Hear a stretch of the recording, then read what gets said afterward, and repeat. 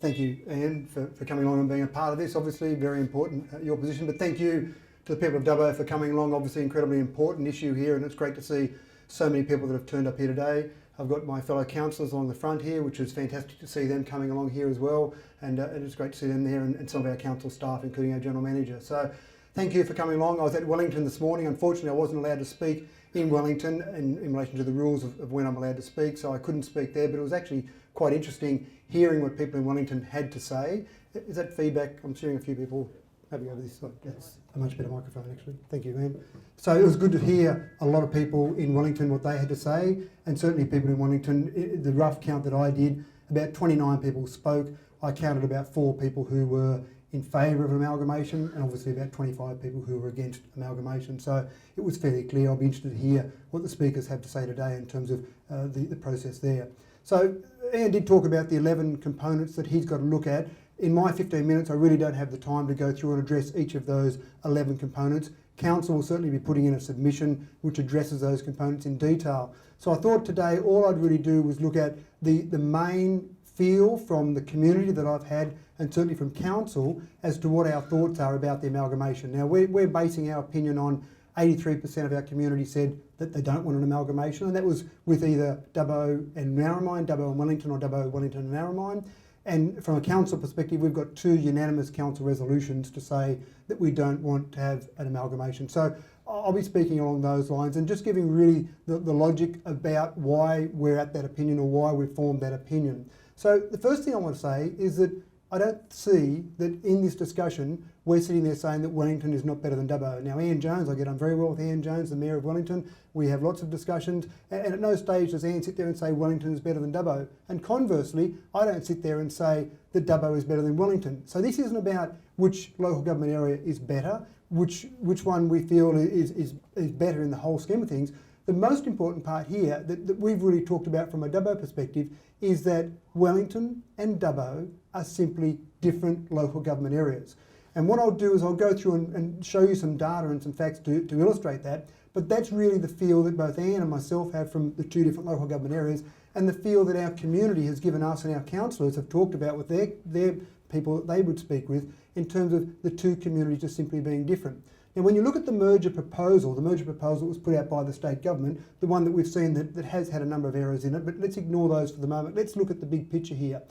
After 4 years of extensive consultation, research and analysis, what the state government came up with was that we should bring together Dubbo and Wellington because they have a common heritage in both agriculture and mining.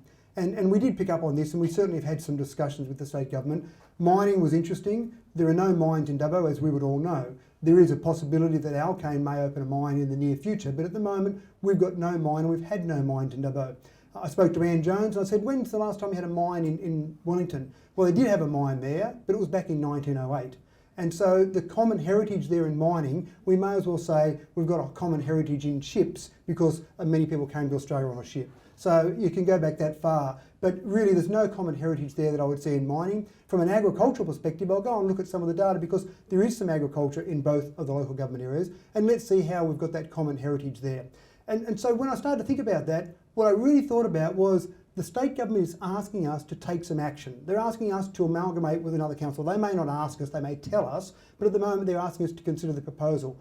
Now, and Ian, from your perspective, from your academic background, Ian's got a PhD, he's got a doctorate. You don't get a doctorate by putting forward no information. You had to do extensive research and analysis before you came up with your doctorate and finally rewarded your PhD. You don't do that without having some research and analysis. Now, what we've seen from the state government so far has really been that without that accurate data, what they're really saying to us is that action without accurate data is really nothing more than an experiment. So they're really saying to Dubbo and Wellington, let's experiment by putting you 2 together, because there has been absolutely zero analysis done between a merger of Wellington and Dubbo. There's been some generic research done by KPMG across the entire state, which says bland statements such as 2% cost savings if you amalgamate councils. But that doesn't really address the specifics between Dubbo and Wellington, and I think that's where the state government's missing it. So we really don't have any accurate data to support the amalgamation, and normally in any scenario, when you haven't got any information, any data to support changing what you're doing, then you would leave things the way they are. But let's go further than that. And what I'm going to do briefly now is run through a few data components, and let's look at the data between Wellington and Dubbo and just see the differences. And as I said at the beginning, this is not about Wellington or Dubbo being better than the other one. It's just about the two being different. And why would you bring together two local government areas that are so different? Let's look at our people for a start. I've got a few little tables that I'll bring up here. From an Aboriginal perspective, we've got 14% of our population Aboriginal. We're obviously in Wiradjuri Nation, and we've got 8 different clans here in Dubbo.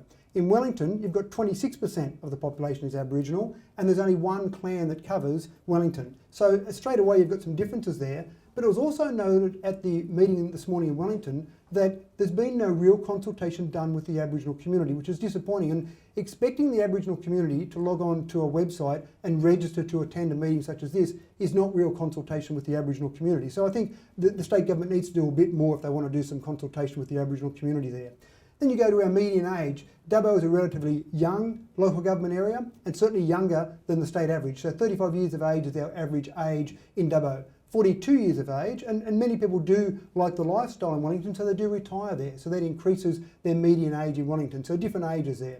Household income, we've got an average which is above the state average. $70,519 is our median household income. $54,446 is the Wellington LGA median household income. So again, a fairly dramatic difference there. Year 12 education. 40% of the people in our local government area have achieved their Year 12 certificate, and that's obviously not including babies, that's going from an adult perspective. These are all ABS data sets from 2011. 27% is the figure for Wellington. Again, not saying one's right or better or wrong, it's just saying that there are dramatic differences there. And born overseas, the number born overseas from Dubbo is 11%, and again we go to Wellington, we go back to 5%. So you can just see there with the people that make up the two different LGAs, they are remarkably different. When I go to employment in terms of the different industry sectors that we've got between the two, and this is where I'll point out that one with agriculture.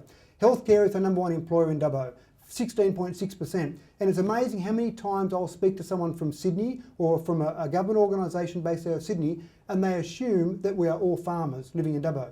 And when I talk about the employment sectors and the industry sectors, they're quite amazed. So number one in Dubbo is healthcare. That's number 3 in Wellington with 11.7%. So there's some similarity there, a few percentage points difference. Retail number 2, that normally amazes people from Sydney, that retail in Dubbo is number 2. 13.3% of our employment is in retail. In Wellington, 9%, number 5 in the employment sector. Then we go down to public admin, and that jumps one for Dubbo. We've got education in the middle there at number 3 for Dubbo. We've got 8% of our employment in public admin. In Wellington, almost double that at 15.8%. But then the real difference, the one that is so wrong in the merger proposal that we have before us, is that agriculture, 2.8% of the employment in the Dubbo LGA, and this is agriculture and related industries, 2.8%, number 12 in our employment sector is agriculture. In Wellington, no surprise at all here, it's the number 1 employment sector at 21.7%. So you can see there again just some dramatic differences in that employment sector. Then when you look at the unemployment in the two LGAs, Dubbo's got a very low unemployment, much better than the state average of 3.7%. Wellington is sitting at double that at 7.4%. So some fairly dramatic differences in the employment scenario. Now let's go through and look at our rating assessments. When we look at where we collect our rates from in the two LGAs, in farmland, as we've just talked about, from that employment, obviously agriculture is fairly low in Dubbo. 4% of all our rating assessments, only 4% come from farmland. 25% come from farmland in Wellington. No surprises there, it is a farming community. When we go through to residential, most of the people in Dubbo, we're all urban people, or most of us are urban people. 88% of our rating assessments come from residential, 69% in Wellington. And then business, both fairly similar there, 8% for Dubbo and 6% for Wellington. But then when you look at the actual breakdown, and I've heard people say to me that they assume that the rates that we collect from Dubbo and Wellington must be similar. Well, Dubbo, in terms of rating income, $23.7 million is what you all contribute to the council coffers for us to go and run Dubbo the way we run it. In Wellington, $5.7 million is the difference there. Again, it's a smaller population, you would expect that. Having said that, the actual LGA is 20% larger in land area than Dubbo's LGA. So Wellington is doing a tough job trying to run their entire network over their LGA with an income that's about 20% of the income of Dubbo's LGA. Then we look at the road network, incredibly important. Rural people are always talking about dirt roads, how many roads have been sealed, what are you doing with my roads? It's almost the most common question councillors get is in relation to roads and any sort of potholes we might have in roads. The total distance in the two LGAs is remarkably similar. 1,301 kilometres in Dubbo versus 1,235 kilometres in Wellington. That's despite the fact that Wellington is slightly larger, but we've probably got more roads in our urban areas. But then when you look at the sealed roads, and again, this is something that we talk about constantly. Councillor Greg Moore sitting up here, he talks constantly about the village network because from next year we've got a 5-year sealing program where all the village roads will be sealed. So that's something that very much is on the mind of councillors that talk to our village residents, for example. We've got 854 of our 1,301 that are actually sealed. In Wellington, they've got 328 kilometres of their road. Obviously, the difference there is in dirt roads. And then you go one step further to curb and guttering, so it's almost a higher level of sealed road. You go to curb and gutter, and you've got 401 kilometres of our total road network has got curb and guttering. In Wellington, you've got 69 kilometres of the total road network is curb and guttering. And that just reflects the fact that they've got a smaller urban area or a smaller city area. Let's look at their radio stations. I thought this was an interesting one. I wondered who people listen to in Dubbo and who people listen to in Wellington. The preferred FM stations in Dubbo, Star FM and Zoo FM. So they're our two commercial networks. They're the ones that people listen to.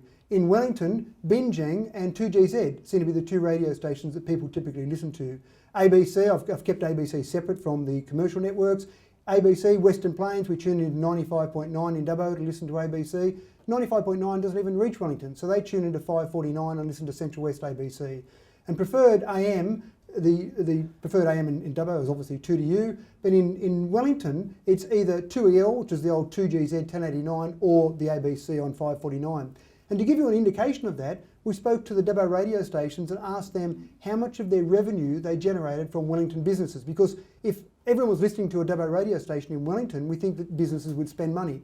Last year, 1.14% of the income for Dubbo radio stations, the commercial radio stations, was generated from Wellington businesses. So again, Wellington businesses don't advertise on Dubbo radio stations because they know people don't listen to it. And that goes to that, where is your central point, where is the point that you look to? Because many people in Wellington look to Orange as their central point that they go to.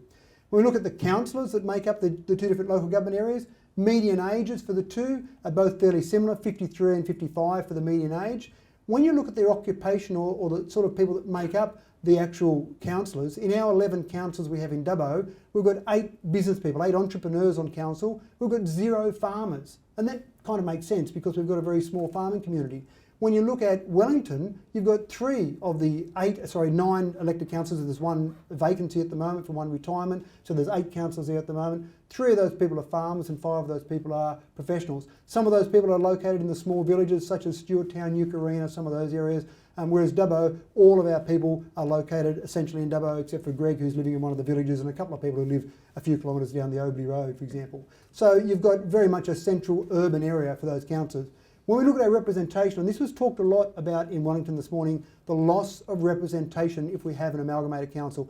Even if you go for wards or if you leave it as an open system, you'll probably end up with 1 to maybe 2 councillors in Wellington. But even the representation ratio, at the moment, you've got 3,780 people for every 1 councillor in Dubbo. Most people I know can name a councillor and someone they know they can go and speak to if they have to. Some can't, but they feel that councillors are open enough to come and talk to. In Wellington, they've got a great ratio, 1 to every 1,006 people. So people in Wellington definitely feel like they've got... Is that my time up? That's your 1 minute to go. Okay, thank you. I heard it. So people in Wellington definitely feel like they've got good representation. Let's very briefly look, I'll just flick through a few other amalgamations. Some people in Wellington feel that their population will be saved by an amalgamation. Let's look at some other quick examples. Grafton, from the time just before amalgamation till the time in 2011, a 10-year time frame, their population went down, as you can see there, 17,380 to 16,597. I've put a few other examples up here. Maclean went down in population. Manila went up in population by about 60 or 70 people. Armidale went down. Interestingly enough, it was a fairly large LGA, a fairly large city, and it went down. And of course, Barraba went down as well. So you've got a few examples there.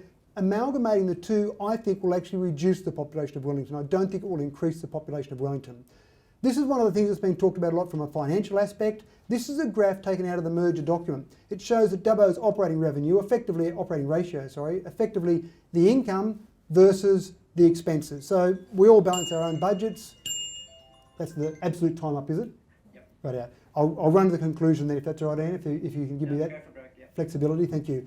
This shows, just briefly, Dubbo's LGA increasing its operating ratio so that we're in the black, effectively more money coming in than going out. From the merger document, it shows Wellington's ratio going down. Now, they're saying that amalgamation will solve that, but I have a different opinion to that. For years, we've seen cost shifting. 6.96% of local government income has been shifted from the state government to local government. And so that means in Dubbo's case, that's $11 million we've got to come up with each year to try and prop up the state government cost shifting. That's the reason that graph is going down for Wellington and isn't as attractive as it could be for Dubbo. It's not about amalgamation solving the problem. So, in a very brief conclusion, while Anne's standing there, no common heritage in ag and mining between the two LGAs. We've seen that with the evidence. The employment industry sector for mining wasn't on the graph, and that's for a good reason. There are 19 industry sectors that we have in Dubbo and Wellington, and mining is the last one of those, and that's probably a few people who live in Dubbo and might work in some other mines elsewhere.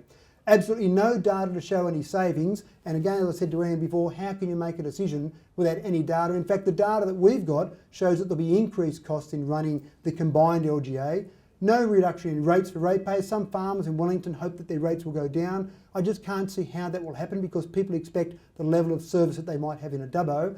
We have got different communities. We've seen evidence of that. There is no doubt about it. They are different. And we've seen minimal success. So when we've looked at other mergers, there has been no paper done to show how you get a successful growth in population out of having an amalgamation. What I feel like, and our councillors feel like, is that this is simply a square peg trying to be driven into a round hole. They're different communities. We work well together. It's like we've got a next door neighbour. I've got some next door neighbours I love, but I wouldn't want them to live in my house with me. And that's exactly what we've got here. We've got a next door neighbour we get on very well with. Let's not invite them into our house. They're not inviting them to their house. Thank you, Anne, for that little bit of flexibility.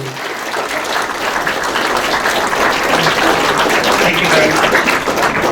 Yeah, it's a beautiful demonstration of how to fit a 30-minute speech into 15 minutes. That was quite great. Thank you.